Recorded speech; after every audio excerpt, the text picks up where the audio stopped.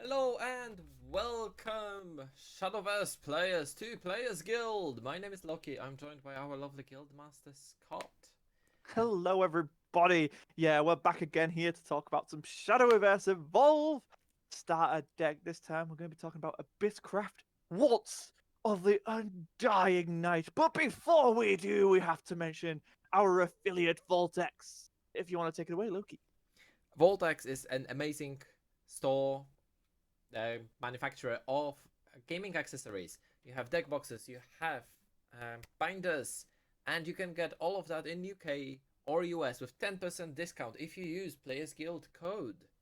You Our can links are in the description. exactly both of the links for UK and US stores are down in the description, and you can use the code. The same code works for both of them, and if you use it, it will let them know that you came from us, and that's going to help us. So Yeah, if you want to support our content and you need some accessories, head down to Vault X. because what card gamers don't need deck boxes and binders? Let's be real. It's something we always need. Yes, in Yeah. huge amounts, especially if you're a So Scot. yeah, it's not a problem. It's definitely not a problem.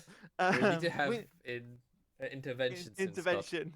Got you have way too many binders for way too. What do you mean you've sorted out all the commons into play sets and stuff? I don't know. What do you mean? Yeah, it makes it easy to grab everything. Um, So, starter deck, Waltz of the Undying Knight.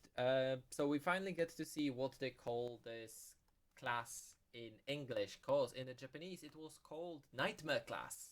mhm, In here it's called Abysscraft. mhm. It's a mix of, I've just checked it, Bloodcraft and Necromancer, Shadowcraft.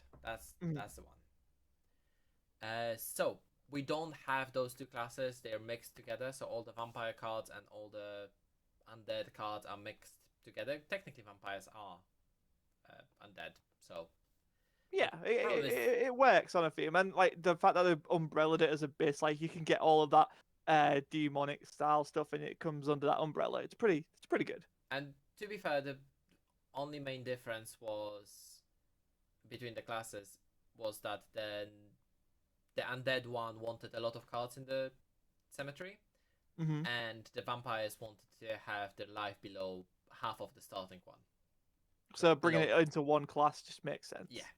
It's just Um, they were both fairly aggressive. They were both on a high utility followers. So a lot of mhm. followers that, for example, draw your cards when die or things like that. Followers that are cheap, efficient, and die quickly.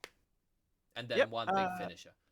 As with our previous coverage of the starter decks, we're just going to go over the exclusives because the non-exclusives will be revealed in the main set when we do our main set coverage. So without further ado, let's talk about our legendary in the starter deck. It is Queen Queen Vampire.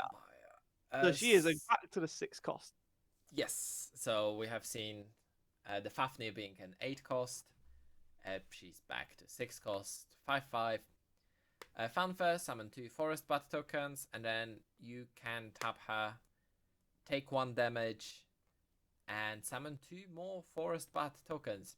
Well, to be more specific, looking at how it's worded, you reduce your maximum health by 1, Mm. which is weird. I think this is just meant to be taking 1 damage. We do need to wait for the English rulebook to Mm. double check that. Yeah. And then whenever Forest Bat is put onto your field, including the one with the fanfare, give them +1 attack and ward. Yeah, the gaining ward is very nice, and also the +1's nothing to terribly scoff at.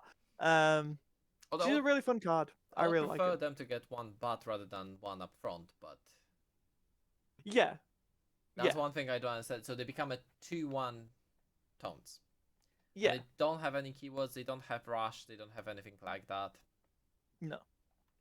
But again, she's strong. You play her down, get 2 bats, use her effect on the same turn, get 2 more bats, you get 4 bats immediately.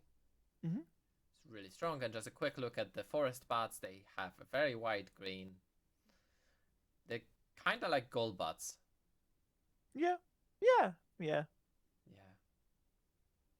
Yeah. Moving on, we have our Evolve follower. So, as it's mentioned in every other video that you might have already seen, or if you haven't, go watch them.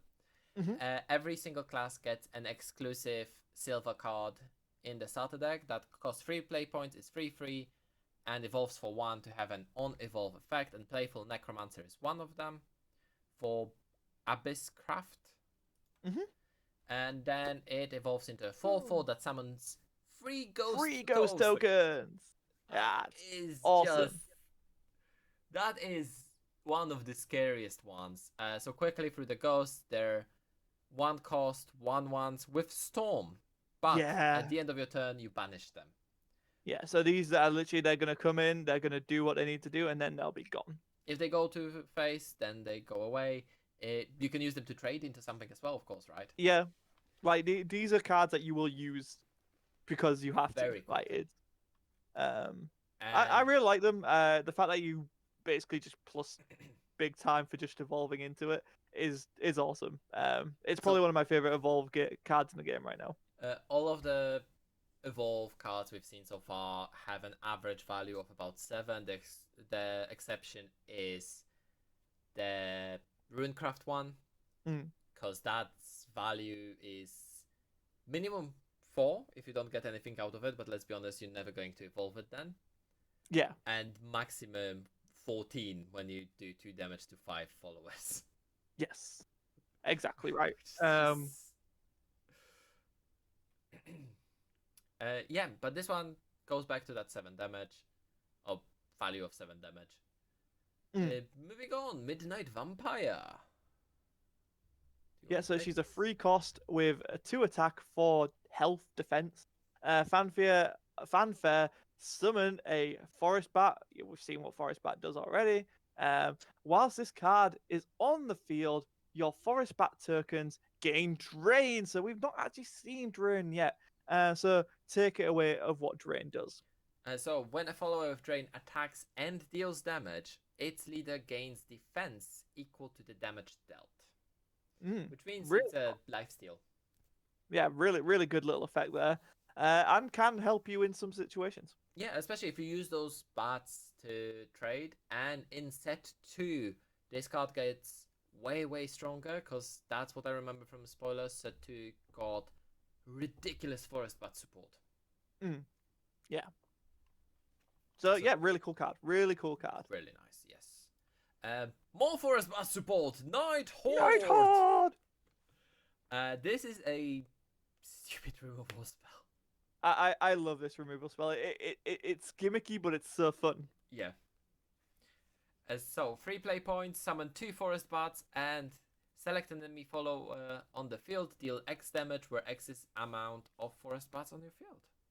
So minimum it's going to be doing is 2. Well, technically it could be doing 0, but like no, yeah. It can have, yes, if you have 5 bodies on board and you play it, it does 0. Yes, but you're not going to do that. Exactly. It's the same way as you're never going to, use a board wipe when there's nothing on board. Yeah. But yeah, so like it's normally going to be hitting for 2, but it can be hitting for 5. So there's that weird one. It is not a quick, and it is quite high cost for the 2 damage it does on the base, but it also gives you 2 bodies, which I think is worth a lot. Depending on what your setup is, right? Because like if you got the card that gives them ward, like that's really powerful then, because you've just given yourself 2 more things with ward. Yeah. You've also got the life steal aspect as well, right? So if you've got that set up, like there's a lot more into this than it seems, and it's why like that's part of the reason I love this deck. This is a deck I've been playing with, just because I think it's so fun and can do gimmicky stuff like this, which it's great. I think I agree with this one. I do like Night Horde. I think if it was a quick, it would be just too powerful. Oh, doing this in your opponent's turn would be stupid. Yeah, because then your forest bats wouldn't have summoning sickness. Exactly, and then if they've got life, you would just steamroll. Yeah. Because your opponent could do whatever they wanted. They could clear your board, end of their turn. You just go, okay, well I'm set up. I play 2 Night Hordes when you declare end of turn, when you already spent everything. Yeah. Yeah. Good. Yeah. Okay. Cool. So... and then we go to a card that I hate. You absolutely despise this card. I despise this card in this version, and I despise it even more in the mobile game and the Switch game, because it was the same one in both of those. because it's a set 1 card, Alucard. Do you want to take this? Yeah, so he's a 7 cost, big boy, big Yes. boy. 4/4 with Storm, which we've already explained. Yes. But he has another new keyword for us. It's Fanfare Necro Charge 10. Give this follower +2 strike. Select an enemy follower on the field, deal it 4 damage, and give your leader +4 health. It's absolutely nuts, but first let's explain what Necro Charge is. It's the amount of cards in your cemetery. Mhm. Not checking for the followers or spells, just the amount of cards. Which is doable. And that's where like those spells I come am in handy. happy that they nerfed this card compared to what it was in the video game. So to give you guys an idea of what it was in the video game, 7 play points, this is the same. 5/5 with Storm, so this one technically goes up to 6, right? Yeah. But then it dealt 5 damage to anything and healed you by 5. Yeah. If you played more fair. against vampire class and you had 10 health on empty board, you were dead. Yeah. It's a scary card. It's like I died to this card so many times. Sorry. It would be one of our games. It's so good. The card is really powerful. The card is really strong. I like that they nerfed it a bit. So I can still remove it, but there is the fact that you still remove one of my followers, you still heal. It's just it's very good. It's a very good card. But yeah, pay 7 to go 6 to face. I can somehow live with that. I think that's not a bad. It's not the end of the world, right? Yeah. It's not.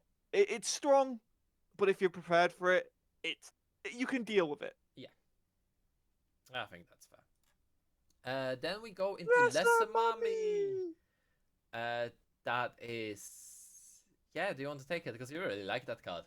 I do. I'm a big fan. So it's a 2/2/2 with Evolve for 1, but it also has Necro Charge 10, which lets it get Storm, which is awesome because then you evolve and you summon a ghost token. So you not only are you Storm. Wait, we had this ruling, didn't we? But it does keep the Storm. It does keep the Storm because it's applied effect, and the follower keeps the same applied effects. Exactly. So this now becomes a 3/3 Storm that also gives you a 1/1 Storm. Yeah. It's great. It's just a 3 play points to deal 4 damage. It's very good. Very powerful card. In the right. You just need to have 10 cards in your cemetery, right? Yeah. But it's very easy to achieve with cards like Undying Resentment.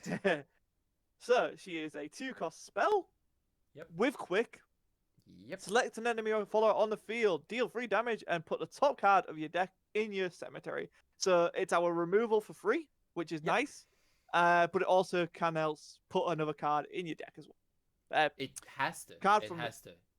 It's not optional, but it progresses your game plan. Like this is the 2-drop quick spell that we've been seeing for every single class. We have not seen the sword class one, but it's still 2 on quick, deal 3 damage, progress your game plan, which is milling a card. Progresses you towards that Alucard, progresses you towards the Lesser Mummy, progresses you towards a lot of stuff. Yeah. Next one is Lilith, which is quite clearly a succubus. Yeah. Anime demon vampire vibe. I love Lilith. So she's a 2/2/2, evolve for 1. But when she's played, you put a fanfare, you put a forest bat into your X area. But then when she evolves, you give your leader +2 health. On strike. She becomes She becomes really annoying, and I remember every time we were playing, it's like I need to remove her. I need to remove her because he's just gonna keep getting life back. God damn it!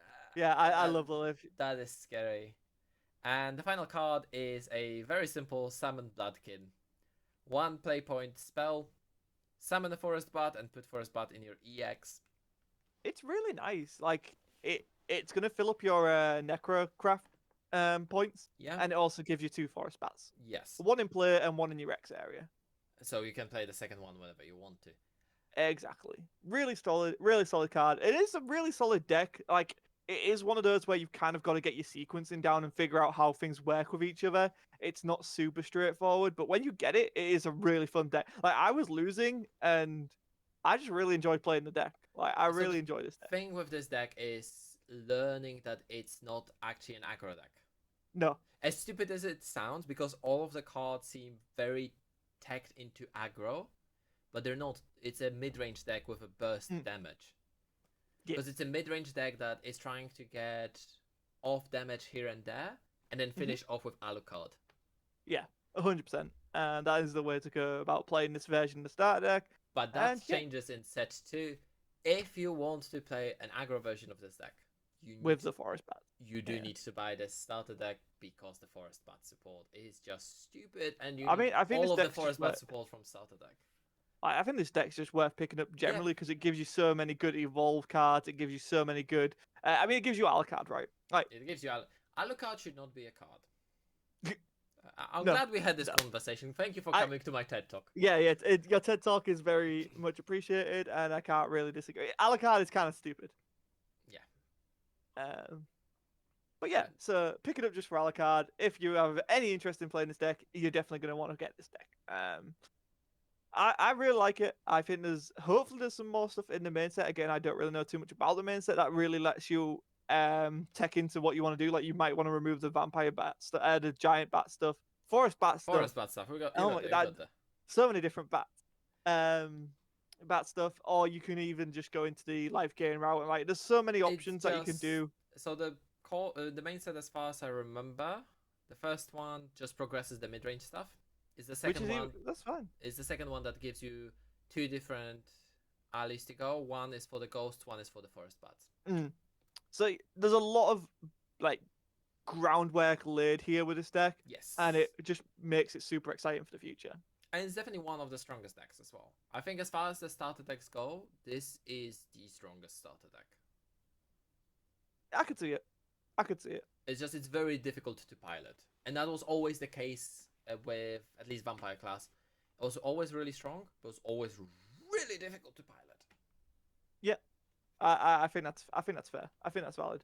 All right, cool. So before we get out of here, we've got to mention our description box once again because there is those affiliate links, guys. If you do need binders or deck boxes, use code Players Guild at either of those links, and you'll help support the channel, and you'll also save yourself a bit of money.